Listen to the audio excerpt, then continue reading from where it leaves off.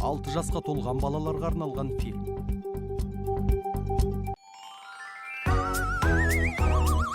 Қазақстан еліміз, ұланбай тақ жеріміз, оқып біліп тарихын танысайық келіңіз. Бәрі де біздің қолда, білім нәрін аламыз. Бабалар салған жолда жалғастырар баламыз. Біз өсиет аламыз бабалардың сөзінен, тура жолды сұраймыз көне тарих көзінен.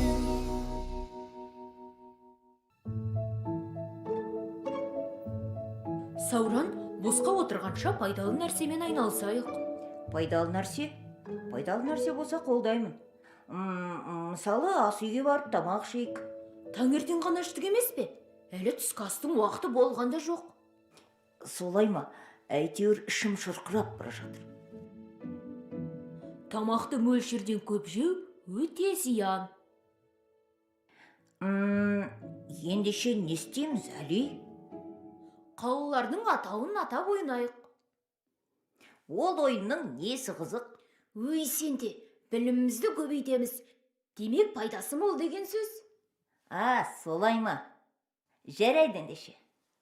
Ал баста Сауран, сен бір қаланы ата. Мен оның соңғы әрпінен келетін қаланы айтам. Осылай жалғаса береді. Түсінің ғой, иә? Иә, Түркістан. Н әрпіне Нұр-Сұлтан.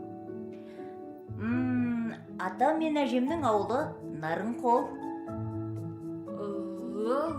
Америкадағы Лос-Анджелес. С дейсің бе? Саратов. В әрпі келді ме? Е, Вена. Аға болса, Арыс. Сыға болса? Сауран. Жеңілдің, Әли. Қалайша жеңілдім? Әли, ондай қала жоқ. Неге жоқ дейсің? Мен өзім сол кітапты оқығанмын, бірақ қай кітапта екенін есімде жоқ. Сауран деген көне қала бар. Осы Қазақстанда болған. Ондай қаланы естімеппін. Рас айтам, сондай қала болған. Оны қалай дәлелдейсің? Қалай дәлелдесем екен? Айтпақшы, біздің сиқырлы тасымыз бар емес пе? Онда неге басқа тұрып отырмыз? Қазір. Қанеки тасты алайық. Қанеки көрейік.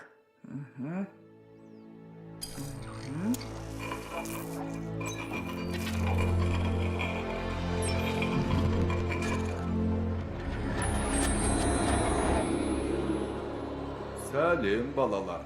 Сендерді көргеніме қуаныштымын. Мені іздедіңдер ме? Іздегенде қандай?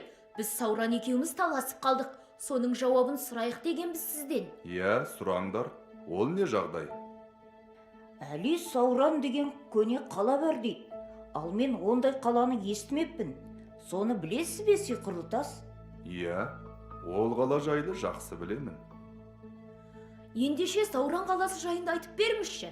Сауранның көзі жетсін. Жақсы, ыңғайлы отырып, мұқият тыңдаңдар. Мен сендерге толығымен айтып берейін. Жібек жолы бойында орналасқан Сауран қаласы 12 ғасырда әл-ауқаты, өнері, ғылымы мен мәдениеті дамыған ерекше қала болған. Сауран қаласын биіктігі 6 метрден асатын биік қорған қоршап тұрған екен. Ал оның әдемі минареттері жөнінде елде талай аңыз бар. Мысалы, көне жазбаларда Сауран қаласы минареттері ерекше әдемі және қараған адамға теңселіп тұратындай көрінеді деп жазылған. Демек, Сауранның шеберлері өзгелер білмейтін құпияны білген болар. Сауран қаласының тағы бір құпиясы оның кірпішінде жатыр. Өйткені осында дайындалған кірпіштерден әйгілі Ахмед Яссауи кесенесі тұрғызылған. Ал Сауранда дайындалған кірпіштерді Түркістанға дейін мыңдаған адамның қолма-қол жеткізіп тұрғанын біреу білсе, біреу білмейді. Бұл да өз алдына бір жұмбақ. Ал енді қарапайым арифметикаға жүгінейік. Мысалы, Түркістан мен Сауранның арасы 35 шақырымдай болсын делік. Енді екі ортаға осылай тізбек құру үшін арасын 1 метр деп алғанның өзінде 35 мың адам керек болады. Егер әр адамға кірпішті беруге 1 секунд уақыт берсек, Саураннан шыққан кірпіш Түркістанға 9 сағатта жетеді екен.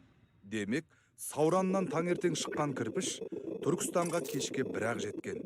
Ал енді кірпіштерді үзіліссіз тасымалдау үшін ауысыммен тағы 35 мың адам жұмыс жасауы қажет. 70 мың адамды жайғастыру, оларды тамақтандыру, жалпы осылайша жұмыстар ұйымдастыру не деген табандылықты қажет етеді десеңізші. Мұны аталарымыз қалай іске асырған? Бұл да бір көп құпияның бірі болса керек. Керемет! Әне, біздің аталарымыз қандай білімді, өнерлі және шебер болған. Расында да ғажап екен. Иә, үлкен рахмет сізге. Иә, рахмет сізге. Білімге құштарлықтарың үшін сендерге ризамын. Көрдің бе, Сауран, маған сенбеп едің. Иә, сенікі дұрыс екен. Жарайды, сен жеңдің, Әли. Жоқ, неге олай дейсің? Сенікі де дұрыс болды. Сен күдікпен қарамағанда мұнша нәрсені көрмес едік. Соның арқасында мен де Сауран туралы көп нәрсе біліп алдым. Демек, достық жеңді. Онда жарайды. Өте әділ шешім. Жарайсыңдар, балалар.